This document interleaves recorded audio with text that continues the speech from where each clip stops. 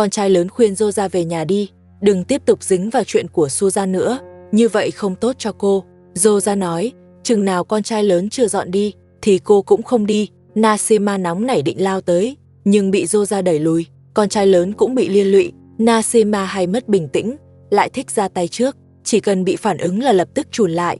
Rosa thì rất cứng rắn, đối mặt con trai lớn và Nasima, cô không hề tỏ ra sợ hãi. Nasima lại muốn gây sự, nhưng tiếp tục bị Rosa chặn lại.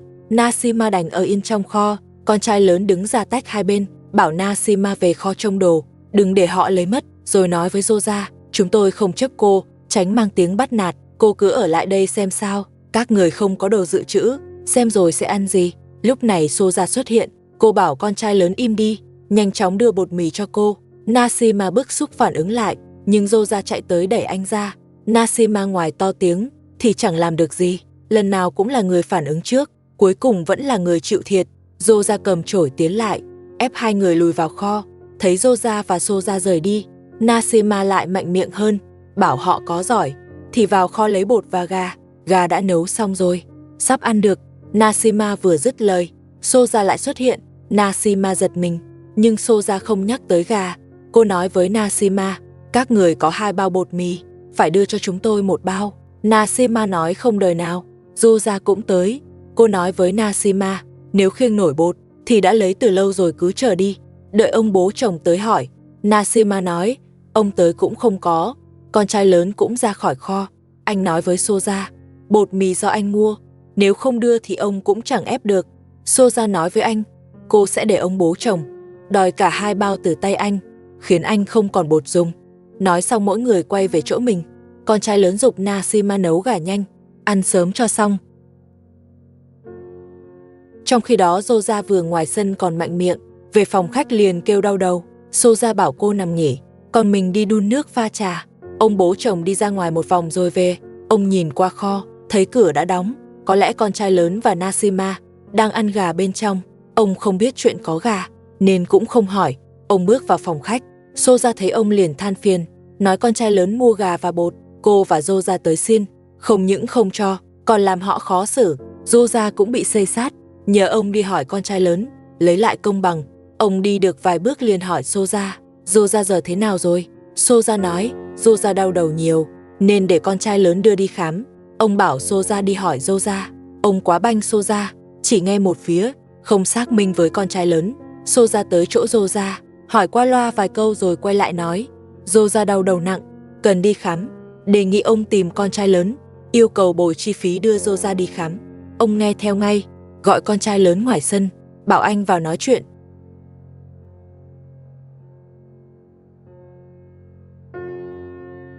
Con trai lớn bước vào, ông hỏi vì sao Rosa bị thương. Con trai lớn nói, mình không làm. Soja bảo ông đừng hỏi nữa, hỏi thì con trai lớn cũng không nhận, bảo tạm gác chuyện Rosa, đi xem bột mì trước, tiện mang bột về. Ông bảo con trai lớn dẫn đi xem bột. Anh nói bột vẫn để trong kho, có gì mà xem. Ông nói, vậy là anh thừa nhận có bột sao không cho Soja? Con trai lớn nói, bột do anh mua, vì sao phải cho Soja? Cô ấy từng cho chúng tôi gì chưa? Ông nói, Soja không có đồ, lấy gì mà cho? Con trai lớn nói, sinh nhật cặp song sinh, Soja cầm bánh dụ bọn trẻ, thừa bánh cũng bỏ đi, không hề cho con tôi. Lúc đó ông cũng có mặt, sao ông không nói gì? Ông nói, bánh chỉ có 1 cái, còn bột của anh có 2 bao, nên phải cho Soja 1 bao.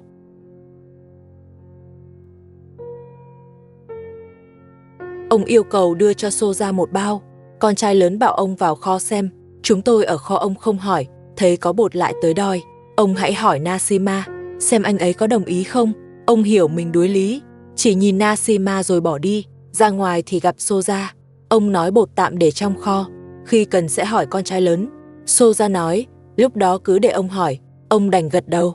Con trai lớn nói thẳng, bột sẽ không đưa cho Soja.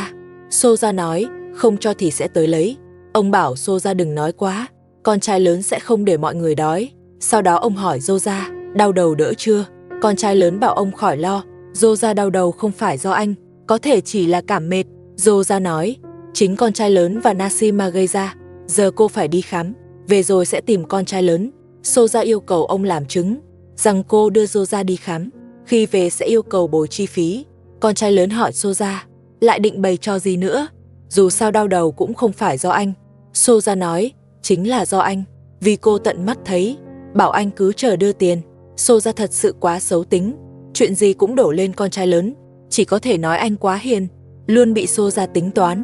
Ông dặn Soja đưa Soja đi kiểm tra, khám cho kỹ, xem nguyên nhân đau đầu.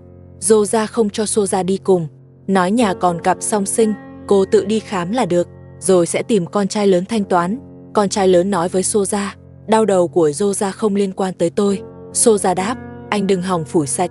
Vừa nói vừa ép anh đưa tiền ngay. Nashima nói họ quá đáng, chính họ gây chuyện trước, giờ lại đòi tiền, họ sẽ không đưa. Soja bảo Soja cứ đi điều trị, cô nhất định sẽ bắt con trai lớn bồi hoàn, bảo Soja cứ yên tâm. Soja rời đi, con trai lớn và Nashima rất bức xúc, suýt nữa thì tranh cãi gay gắt với Soja. Ông bố chồng đứng ra ngăn lại, ông nói họ đã làm Soja bị thương, giờ lại định làm Soja bị tổn thương nữa. Soja nói với con trai lớn, cứ chờ đó đi, chờ bồi thường cho Soja. Soja thật sự rất khôn khéo, lần nào cũng dồn con trai lớn vào thế khó, con trai lớn lại quá thật thà, luôn bị Soja tính toán, chỉ có thể chịu thiệt, vì ông bố chồng lúc nào cũng đứng về phía Soja, tin mọi lời Soja nói, con trai lớn cũng đành chịu. Ông bố chồng thấy con trai lớn bị ép cũng mặc kệ, nói mình mệt rồi muốn nghỉ ngơi. Soja vẫn chưa dừng lại, cô chỉ tay về phía con trai lớn, bảo anh cất sẵn phần bột của cô sẽ tới lấy bất cứ lúc nào. Con trai lớn định quay lại nói cho rõ, Soja lại lớn tiếng với anh, con trai lớn chuẩn bị phản ứng, ông bố chồng lại banh Soja, bảo con trai lớn quay về kho, đừng làm Soja tổn thương nữa. Con trai lớn và Nashima quay lại kho, Nashima hỏi con trai lớn, chúng ta đâu có làm Soja bị thương, sao cô ấy lại kêu đau đầu? Con trai lớn nói, có thể Soja bị cảm, hoặc chỉ là giả vờ, dù sao anh cũng sẽ không bồi thường. Soja ở phòng khách thu dọn tấm thảm, cô nói với ông bố chồng, Soja là em gái của cô, tới đây chỉ để nói chuyện với cô, giờ lại bị con trai lớn làm tổn thương, để nhà ngoại nhìn ông bố chồng thế nào, bắt ông phải đứng ra giải quyết, lần này nhất định phải để con trai lớn nhớ lâu. Ba mẹ chồng lên tiếng với ông bố chồng, không thể chỉ nghe một phía từ Soja, đau đầu của Soja sao, có thể do con trai lớn gây ra, bảo ông suy nghĩ kỹ lại. Ông bố chồng nói, mình có chừng mực, đợi Soja về rồi tính. Giờ ông khát nước, bảo ba mẹ chồng đi đun nước pha trà. Ba mẹ chồng nói, mình không pha trà, vì ông không hỏi rõ, đã trách nhầm con trai lớn. Soja lại tới, cô nói với ông bố chồng, cô có thể pha trà cho ông, sau này ba mẹ chồng không chăm ông thì cô chăm, chỉ cần ông đừng để cô bị con trai lớn bắt nạt, và giúp Soja đòi lại công bằng. Ông bố chồng đồng ý. Soja ra sân mỉa mai con trai lớn, cô nói ông bố chồng đã đồng ý rồi, bắt con trai lớn chịu chi phí cho Soja. Nói xong liền vào phòng khách, Nashima tức không chịu nổi, nói họ tuyệt đối không chịu trách nhiệm, họ đâu có làm gì Soja, chẳng lẽ Soja bị cảm, chóng mặt cũng tính lên đầu họ sao, còn nói ông bố chồng đã hồ đồ. Con trai lớn bảo Nashima đừng cãi nữa, họ sẽ không đưa tiền cho Soja. Nhân lúc Soja chưa về, nhanh chóng dọn lại kho cho gọn gàng, tránh bị làm phiền tiếp. Nashima than thở lấy con trai lớn thật tủi, làm gì cũng phải dè chừng. Con trai lớn nói để Nashima làm bánh, cũng là vì tốt cho cô, bảo cô đừng giận, đợi xây xong nhà rồi dọn đi, sẽ không còn nhiều phiền phức nữa, giờ chỉ là tạm thời, bảo Nashima tin anh, không lâu nữa, anh sẽ cho cô một cuộc sống yên ổn, không phải ngày nào cũng cãi với Soja. Nói xong anh cùng Nashima dọn kho, chuẩn bị làm bánh. Con trai lớn không biết xử lý Soja, nhưng lại rất biết cách dỗ Nashima, chỉ cần nói ngọt là được. Con trai lớn không giấu được chuyện, dọn kho xong liền đi tìm bà mẹ chồng, nhờ bà mẹ chồng giúp làm bánh, thế là hỏng rồi. Mọi người đều biết Soja không cho bà mẹ chồng tới, còn nói với con trai lớn, bánh làm xong thì mang cho cô giữ, do cô quản. Con trai lớn đáp nghĩ hay thật, họ chỉ làm đủ phần của mình, tuyệt đối không đưa cho Soja. Nói xong anh rời đi, đầu óc con trai lớn đúng là khó hiểu, làm bánh thì cứ lặng lẽ làm, lại còn đi báo trước, để Soja biết. Soja nói với ông bố chồng, đợi con trai lớn làm xong bánh, bảo ông tới lấy, nếu ông không đi thì cô sẽ tự tới. Ông bố chồng nói, ông sẽ tự đi, không để Soja tới, tránh phát sinh tranh cãi. Con trai lớn đúng là quá thật thà, lại sắp công cốc, bánh làm xong chắc lại bị lấy mất. Con trai lớn nói với Nashima, anh đã đi nhờ bà mẹ chồng giúp làm bánh, nhưng Soja không cho bà mẹ chồng tới. Nashima nghe xong rất tức, cô nói vừa rồi anh còn bảo phải kín đáo, đừng để ai biết đang làm bánh. Giờ thì ai cũng biết rồi, không sợ Soja tới phá sao? Con trai lớn nói, anh thấy thương Nashima làm một mình, anh lại không biết làm, nên mới nhờ ba mẹ chồng giúp. Không ngờ Soja lại nghe thấy, nhưng anh bảo Nashima yên tâm, Soja chỉ muốn bánh, sẽ không tới gây rối. Đợi Nashima làm xong bánh, anh sẽ giấu đi, không để Soja tìm thấy. Nashima nghe xong cũng cạn lời, bảo con trai lớn ra ngoài dọn đồ, đừng đứng trong kho làm phiền. Con trai lớn ra sân dọn thảm, xếp lại cho gọn. Trước đây chỉ nghĩ anh thật thà, giờ mới thấy anh quá thật thà. Hành động khiến người ta khó hiểu. Biết Soja cần bột để làm bánh, anh lại để Soja biết họ đang làm bánh. Theo ý con trai lớn là giấu bánh đã làm xong, nhưng giấu vậy có ích gì? Soja chẳng lẽ không tới đòi sao? Cách nghĩ của con trai lớn thật khó đoán, khiến người ta không hiểu nổi. Ông bố chồng ngồi phòng khách xem điện thoại. Soja bảo ông đi xem bánh đã làm xong chưa. Ông bảo Soja cứ yên tâm, đợi bánh làm xong, ông nhất định sẽ mang về. Bánh của con trai lớn khó giữ rồi. Con trai lớn dọn thảm xong rửa tay, vào giúp Nashima làm bánh. Nashima chỉ anh cách làm, con trai lớn thử làm vài cái, nhưng không được đẹp. Lúc này Soja ra lấy nước, còn liếc qua bên này, như kiểm tra họ đã làm xong bánh chưa. Con trai lớn thấy vậy liền chạy theo, kéo Soja lại nhờ giúp làm bánh. Soja nói còn việc khác, không có thời gian giúp họ, bảo làm xong bánh thì gọi cô. Con trai lớn nói, nếu cô không giúp thì bánh có bỏ đi cũng không đưa cô. Soja nói, nếu không đưa bánh, cô sẽ để ông bố chồng tới đòi, xem anh có đưa không. Con trai lớn đẩy Soja về phía kho. Soja nhất quyết không vào, hai người lại tranh cãi tiếp.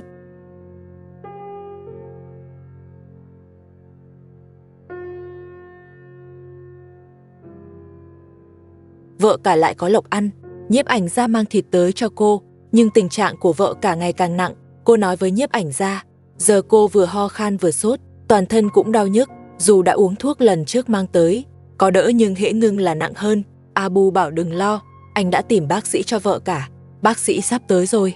Abu quả thật không làm mọi người thất vọng. Anh đã thay đổi hoàn toàn, không chỉ chăm sóc vợ cả, mà còn thường xuyên chơi với bọn trẻ. Abu lười biếng ngày trước không còn nữa, giờ là người đàn ông, chăm chỉ lo cho gia đình, chơi với bọn trẻ một lúc. Abu ra ngoài dọn củi, chuẩn bị lò nướng để nướng thịt cho vợ cả. Từ số thịt nhiếp ảnh gia mang tới, Abu nói với nhiếp ảnh gia, từ khi vợ cả đổ bệnh, anh cũng không thể đi làm, gia đình không còn thu nhập, kéo dài thế này không ổn, cả nhà vẫn phải ăn uống. Anh muốn sớm quay lại làm việc, nhưng hiện giờ chưa thể rời đi, giá mà có người trông nom vợ cả, anh mới yên tâm đi làm. Abu cũng rất sốt ruột, anh là trụ cột trong nhà, phải lo cơm áo cho cả gia đình, không thể không ra ngoài làm việc. Dọn xong củi, Abu vào kho lấy than, cho vào lò nướng, dưới thêm ít dầu đốt, rồi châm lửa.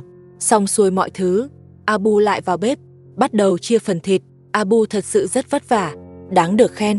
Đúng lúc đang chia thịt, có người gõ cửa. Abu ra mở cửa, bác sĩ anh mời đã tới.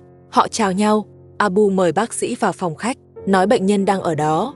Vừa vào phòng, bác sĩ nhìn vợ cả nằm dưới đất, liền nhận ra tình trạng của cô. Ông nói với Abu, vợ cả bị cúm. Hỏi đã bị bao lâu rồi?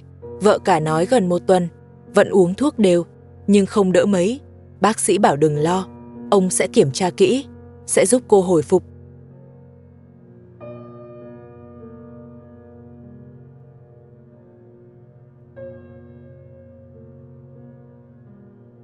Vợ cả đã bệnh gần 1 tuần, hôm nay thực sự không chịu nổi, nên Abu mới mời bác sĩ. Sau khi kiểm tra và hỏi han, bác sĩ kết luận là cúm mùa, rất thường gặp lúc giao mùa, khó hồi phục nhanh, lại dễ lây, phụ thuộc nhiều vào thể trạng. Vợ cả lâu khỏi, vì thể chất khá yếu. Abu và bọn trẻ không bị lây, là vì thể trạng tốt hơn. Abu hỏi bác sĩ, có cách nào giúp vợ cả mau khỏe? Bác sĩ nói, muốn nhanh hồi phục, cần truyền dịch, nhưng ông không mang theo, cần tới bệnh viện. Vợ cả không muốn tốn tiền, nói mình đã có thuốc, uống một thời gian rồi, nhưng không hiệu quả mấy. Bác sĩ bảo Abu mang thuốc ra. Abu vào bếp lấy thuốc, đưa cho bác sĩ. Bác sĩ xem qua, rồi nói, thuốc này đúng là có tác dụng, bảo vợ cả tiếp tục uống, nếu không đỡ thì truyền dịch. Ngoài ra còn dặn Abu, cho vợ cả ăn uống đủ chất, nghỉ ngơi tốt, mỗi ngày đi dạo nhẹ một chút, như vậy sẽ hồi phục nhanh hơn. Dặn dò xong, bác sĩ rời đi, quả là một bác sĩ chu đáo, khiến người ta yên tâm. Tiễn bác sĩ xong, Abu vào bếp chia thịt tiếp, mang ra sân nấu cho vợ cả, để bồi bổ cho vợ cả. Anh còn nướng thêm cà chua, Abu chăm sóc vợ cả rất tận tình. Một lúc sau, thịt nướng xong, Abu dọn bàn trước mặt vợ cả, rồi lại vào bếp, bày thịt và cà chua ra đĩa, mang ra cho vợ cả, bảo cô ăn cơm. Vợ cả đứng dậy rửa tay, dù đang bệnh, nhưng trong lòng cô rất ấm, vì có Abu ở bên chăm sóc. Abu lấy thêm bánh nan, hai đứa trẻ đã đói lắm rồi. Con gái cả còn với tay lấy cà chua, nhưng bị nóng tay. Dù cuộc sống còn vất vả, nhưng cả nhà thương yêu nhau, như vậy cũng đủ mãn nguyện. So với cuộc sống của con trai lớn và Nasima, họ thật sự hạnh phúc hơn. Mọi người thấy sao?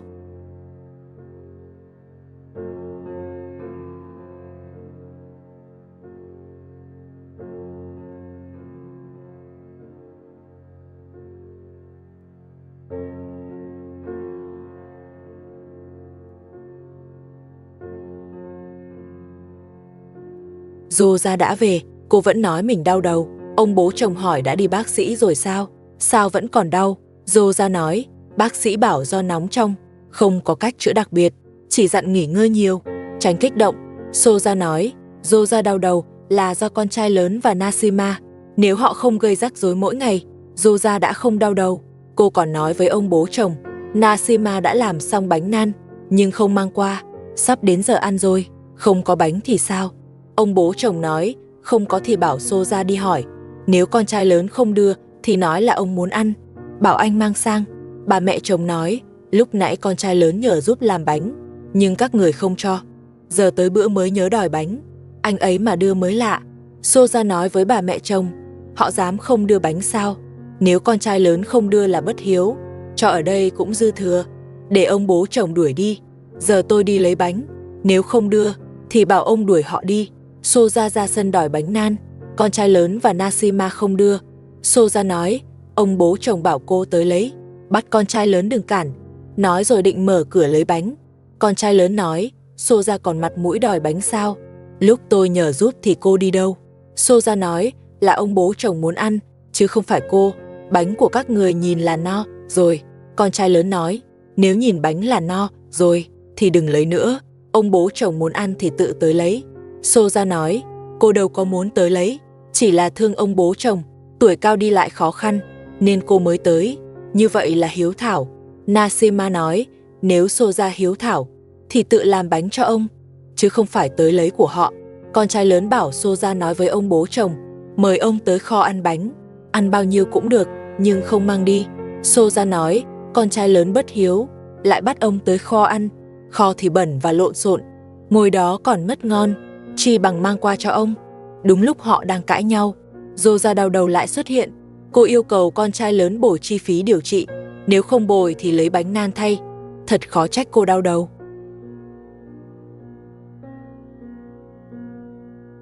Rosa còn đề nghị lấy bánh làm phí khám, thay cho tiền. Con trai lớn nói với Rosa, chuyện đau đầu không liên quan tới anh. Rosa nói, chính anh gây ra, nên anh phải chịu trách nhiệm. Rosa cũng nói, nếu không vì cãi vã với con trai lớn, Rosa đã không kích động như vậy. Không kích động thì cũng sẽ không đau đầu. Bắt con trai lớn chịu trách nhiệm đến cùng. Đúng lúc họ đang tranh cãi, Rosa lại thấy đau đầu. Cô nói với Nasima, bảo họ cứ để Rosa lấy bánh nan. Cô muốn vào phòng khách nghỉ ngơi. Con trai lớn chỉ ZO ra nói, đau đầu như vậy coi như là tự chuốc lấy. Cũng nhắc Rosa cẩn thận, đừng làm quá nhiều chuyện xấu. Rosa đi một vòng trong kho, không thấy chiếc bánh nan nào, ngay cả bột mì cũng không còn, vì con trai lớn và Nasima đã giấu hết đi rồi. Không tìm được bánh, Rosa vẫn chưa chịu. Cô nói với con trai lớn, dù các người giấu kỹ thế nào, tôi cũng nói cho anh biết. Ông bố chồng đã nói rồi, nếu không mang bánh sang, sẽ ngắt nước điện và ga, không cho các người ở kho nữa. Đến lúc đó tôi không cần ra tay, các người cũng phải tự đi. Con trai lớn nói, tiền nước điện ga đều do anh chi trả, nếu Rosa dám cắt, anh sẽ không đóng nữa. Rosa nói, mình có tiền, nếu con trai lớn không trả, cô sẽ đi tìm ông bố chồng, bắt họ bị đuổi đi. Ông bố chồng dần thành người làm cảnh, còn Rosa lại như người cầm quyền. Lời cô nói, ông bố chồng đều tin. Cuộc sống của con trai lớn rất khó khăn, chỉ có thể nhẫn nhịn mà sống. Rosa bị đuổi đi, con trai lớn và Nasima vào kho. Anh bảo Nasima lấy ít bánh mì, không phải vì Rosa, mà sợ ông bố chồng đói. Nasima bảo anh nên cứng rắn hơn, đừng lúc nào cũng sợ hãi. Con trai lớn nói, nếu cô không lấy, thì anh sẽ tự lấy. Nasima đành đi lấy bánh. con trai lớn ra nói với nhiếp ảnh gia, mình là người con hiếu thảo, không nỡ để ông bố chồng đói, nên quyết định mang bánh sang, chỉ lấy vài cái, đủ cho ông bố chồng và bà mẹ chồng ăn. Nói xong anh quay lại kho, nhận bánh từ tay Nasima. Cô thật sự chỉ lấy vài cái, nhưng cũng đủ cho 4 người. Con trai lớn và Nasima luôn bị Soja chèn ép, chỉ vì họ quá hiền lành. Soja lợi dụng sự hiền lành đó, hết lần này đến lần khác, bao giờ con trai lớn mới tỉnh ra. Anh mang bánh mì cho ông bố chồng, Soja còn chê bánh ít, nói không đủ ăn. Con trai lớn nói, bánh này cho ông bố chồng và bà mẹ chồng, không có phần của cô và Soja. Bảo Soja về đâu thì về đó, đừng ở đây gây chuyện. Soja nói, Soja là khách cô mời, tới giúp cô, vì con trai lớn và Nasima hay làm khó cô. Con trai lớn hỏi, là chúng tôi làm khó cô, hay cô đang làm khó chúng tôi? Nếu không có ông bố chồng bênh vực, anh đã không nhịn đến giờ. Soja đuổi anh đi, nói phòng khách không phải chỗ của anh. Nasima tới, cô nói Soja quá vô ơn, thật sự xem mình là chủ nhà rồi sao? Soja nói đúng vậy, không có sự cho phép của cô. Con trai lớn và Nasima đừng hòng vào phòng khách. Con trai lớn bảo Soja ăn xong thì về, ở lại gây chuyện, đầu lại càng đau. Soja đuổi họ đi. Con trai lớn nói với ông bố chồng, bánh này chỉ đủ cho ông và bà mẹ chồng trong ngày, ăn hết là không còn nữa. Nói xong anh bị Soja đuổi ra ngoài. Ông bố chồng vẫn im lặng, như không nghe thấy gì, chỉ lo ăn uống nghỉ ngơi mỗi ngày.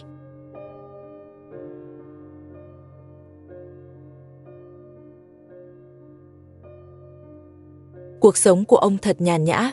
Soja đuổi con trai lớn và Nasima, chuẩn bị ngồi ăn cùng ông. Thấy bát canh của ông đã hết, liền cầm bát đi múc thêm. Ông bố chồng bảo vệ Soja cũng có lý do, vì Soja quan tâm ông nhiều hơn hẳn ba mẹ chồng. Ông cũng thích được quan tâm như vậy, vì đã quen với cuộc sống này. Soja nắm được điểm yếu của ông, nên mới thao túng được ông. Mỗi lần Soja cãi nhau với con trai lớn, ông đều đứng về phía Soja, vì sợ Soja chịu thiệt. Nếu Soja thiệt thòi, cô sẽ không chăm sóc ông nữa. Ông cũng mất luôn sự đãi ngộ đó. Con trai lớn rời đi, lúc này ông bố chồng mới lên tiếng. Ông hỏi Soja, ở nhà chồng cô có bị đối xử tệ không? Có ai bênh vực cô không?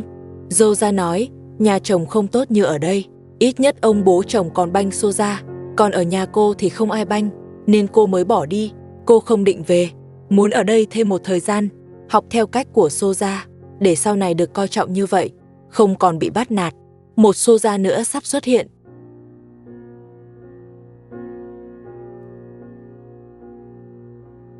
Soja còn tỏ thái độ với ông. Cùng xem tiếp. Ăn xong, ông bố chồng nói chuyện rôm rả với Soja. Không ngờ chỉ một câu nói lại làm Soja khó chịu.